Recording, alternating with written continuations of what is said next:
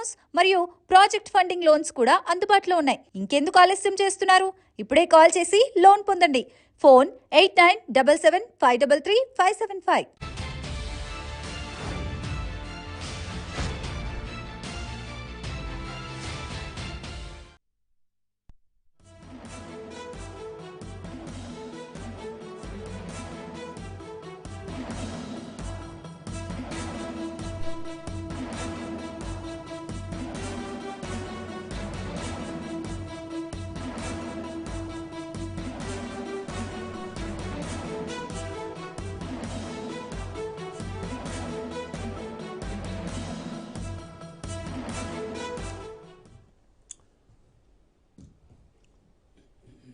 Breaking లో చూస్తున్నాం. జూబ్లీహిల్స్ ఉప ఎన్నిక కౌంటింగ్ ప్రారంభమైంది. ముందుగా హోమ్ బ్యాలెట్ ఓట్లను లెక్కిస్తున్నారు.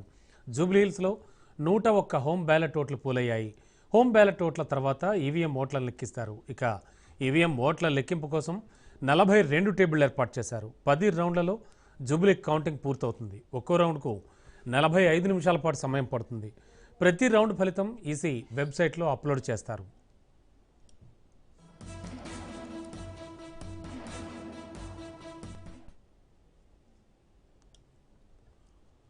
షేక్పేట్ డివిజన్ ఓట్లతో లెక్కింపు ప్రారంభమవుతుంది. ఎర్రగడ్డ డివిజన్ ఓట్లతో కౌంటింగ్ పూర్తవుతుంది. కౌంటింగ్ విధుల్లో 186 మంది సిబ్బంది పాల్గొంటున్నారు. ప్రతి టేబుల్ దగ్గర అభ్యర్థి తరపున ఒక ఏజెంట్ ఉంటారు. ఏజెంట్ సమక్షంలోనే ఈవీఎంల మీద సీళ్లను తొలగిస్తారు. 3-4 గంటల్లోనే జూబ్లీహిల్స్ ఫలితం తేలిపోతుంది.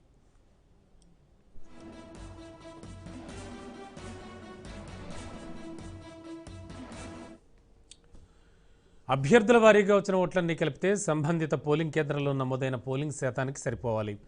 అభ్యంతరాలపై ఏజెంట్లు ఫిర్యాదులు చేస్తే కౌంటింగ్ సూపర్వైజర్, రిటర్నింగ్ అధికారి కలిసి విచారిస్తారు. ఓట్ల లెక్కలో వ్యత్యాసం తేలితే రిటర్నింగ్ అధికారి ఆ పోలింగ్ కేంద్రానికి సంబంధించిన వీవీప్యాట్ డబ్బాలోని చీటీలను గుర్తుల వారీగా లెక్కిస్తారు. ఎలాంటి ఫిర్యాదులు లేకుంటే కౌంటింగ్ అబ్జర్వర్ ఆ రౌండ్కు సంబంధించిన ఫలితాన్ని కేంద్ర ఎన్నికల సంఘం వెబ్సైట్లో నమోదు చేస్తారు. అన్ని రౌండ్లు పూర్తయ్యాక రిటర్నింగ్ అధికారి తుది ఫలితాన్ని వెల్లడించి విజేతకు ధృవపత్రాన్ని అందజేస్తారు.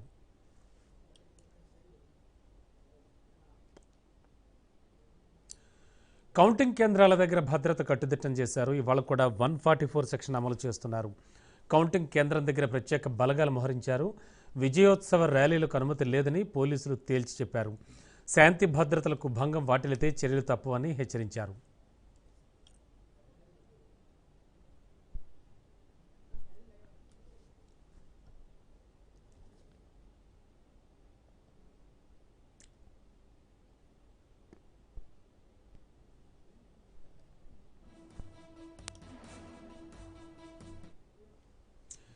ఉప ఎన్నిక కౌంటింగ్ ప్రారంభమైంది. అందరిలోనూ ఎడతెగని ఉత్కంఠ కొనసాగుతోంది.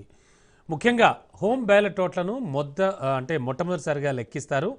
ఆ తరువాత మిగతా ఓట్ల లెక్కింపు షురూ అవుతుంది. ఇక మరింత అదనపు సమాచారం అందించడానికి మా కరెస్పాండెంట్ సైదులు సిద్ధంగా ఉన్నారు. సైదులు, ఏంటి సిచ్యువేషన్? మొత్తం సర్వం సన్నద్ధమైందా?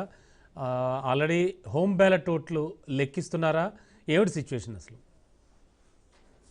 తప్పకుండా సర్వం సిద్ధమైంది. జూబ్లీ హిల్స్ ఉప ఎన్నిక కౌంటింగ్ ప్రారంభమైంది. 2 తెలుగు రాష్ట్రాలు ఆసక్తిగా టీవీలకు అతుక్కొని పోయి చూస్తున్నారు. ఎవరు గెలవబోతున్నారు ఏంటి అనేది కూడా ఉత్కంఠ. ప్రస్తుతం మనమైతే ఎక్కడైతే కౌంటింగ్ ఉంటుందో, ఎక్కడైతే కౌంటింగ్ మెయిన్ హాల్ ఉందో అక్కడే కోట విజయభాస్కర్ రెడ్డి స్టేడియం వద్ద ఉన్నాము. ఇక్కడే మరి కాసేపట్లో అంటే ఆల్రెడీ కౌంటింగ్ ప్రారంభమైంది కాబట్టి సో ఇక ముందుగా మనకి పోస్టల్ బ్యాలెట్ ఓట్లు లెక్కిస్తారు. మొత్తం పోస్టల్ బ్యాలెట్ ఓట్లు 101 నమోదయ్యాయి రమణ. సో అవి ఆల్రెడీ ఆ యొక్క పోస్టల్ బ్యాలెట్ బాక్స్ ను కేంద్ర బలగాల ఆధీనంలో అధికారులు యొక్క కౌంటింగ్ కేంద్రం వద్దకు తీసుకెళ్లారు. సో అక్కడ అభ్యర్థులు అదేవిధంగా ఆయా అభ్యర్థుల ఏజెంట్ల సమక్షంలో ఆ యొక్క postal ballot box open already చేశారు. ఇక హోమ్ ఫార్ ఓట్లు అవి కూడా 101 నమోదయ్యాయి. సో అవి ముందుగా లెక్కిస్తారు. అంటే మనకి పోస్టల్ బ్యాలెట్ ఓట్లు 101, హోమ్ ఫార్ ఓట్లు 101. ఇవి ముందుగా లెక్కించిన తర్వాత ఏ అభ్యర్థికి ఎన్ని ఓట్లు వచ్చాయి, పోస్టల్ బ్యాలెట్ లో ఏ అభ్యర్థికి ఎన్ని ఓట్లు వచ్చాయనేది కూడా మనకి 20 నిమిషాల్లోనే స్పష్టత వచ్చే అవకాశం ఉంటుంది. ఎందుకంటే పోస్టల్ బ్యాలెట్ బాక్స్ ఓపెన్ చేసిన తర్వాత అభ్యర్థులు అదేవిధంగా అభ్యర్థుల ఏజెంట్ల సమక్షంలోనే అవి బండిల్ చేస్తారు. చేసిన తర్వాత అవి ఒక్కొక్కటిగా లెక్కిస్తారు. లెక్కించిన తర్వాత ఒక స్పష్టత, అంటే ఏ అభ్యర్థికి ఎన్ని ఓట్లు వచ్చాయనేది కూడా స్పష్టత. అయితే మొత్తం 42 టేబుల్స్ ఏర్పాటు చేశారు రమణ. 10 రౌండ్లు ఉంటాయి. సో ప్రతి ఒక టేబుల్ కి సీసీ కెమెరా ఉంటుంది. సో మొత్తం 42 సీసీ కెమెరాలు కూడా ఈ యొక్క టేబుల్స్ దగ్గర ఉంటాయి. సో వాటిని పోలీస్ కమాండ్ కంట్రోల్ కి అనుసంధానం చేశారు. సో అక్కడి నుంచి హైదరాబాద్ పోలీస్ కమిషనర్ ఉన్నటువంటి సజ్జనార్ వీక్షిస్తుంటారు. సో ఆల్రెడీ ఇక్కడికి మనకి పోలీస్ అధికారులు కూడా ఇక్కడే ఉన్నారు. సెంట్రల్ బలగాలన్నీ కూడా ఈ యొక్క స్ట్రాంగ్ రూమ్ వద్ద ఉన్నారు. సో వారి యొక్క అభ్యర్థులు అదేవిధంగా ఏజెంట్ల సమక్షంలోనే ఈ యొక్క స్ట్రాంగ్ రూమ్ ను కూడా ఆల్రెడీ ఓపెన్ చేశారు. ఓపెన్ చేసిన తర్వాత ఆ యొక్క వివిఎంలు అన్నిటిని కూడా ఈ యొక్క కౌంటింగ్ టేబుల్స్ వద్దకు తీసుకెళ్తారు. సో ఇప్పుడు మనకి ఆల్రెడీ ఒక పోస్టల్ బ్యాలెట్ బాక్స్ ను కౌంటింగ్ వద్దకు తీసుకెళ్లారు కాబట్టి సో ఇప్పుడు అభ్యర్థుల సమక్షంలోనే ఆల్రెడీ అవి ఓపెన్ చేశారు. సో అవి ఓపెన్ చేసిన తర్వాత బండిల్స్ కడుతున్నట్టుగా కూడా మనకి సమాచారం అవుతుంది. తర్వాత కౌంటింగ్ అయితే ప్రారంభమవుతుంది. 20 నిమిషాల్లో ముందుగా పోస్టల్ బ్యాలెట్ ఓట్లు ఏ అభ్యర్థికి ఎన్ని వచ్చాయో స్పష్టత వస్తుంది. తర్వాత ఓం ఫర్ ఓట్లు అవి కూడా 101 నమోదయ్యాయి. తర్వాత 42 పోలింగ్ కేంద్రం వరకు కూడా షేక్పేట డివిజన్ లోనే మనకి పోలింగ్ కేంద్రాలు ఉన్నాయన్నమాట. ముందుగా షేక్పేట డివిజన్ పోలింగ్ యొక్క కౌంటింగ్ ప్రారంభం అవుతుంది. ఆ రోజు జరిగినటువంటి కౌంటింగ్ అవుతుంది.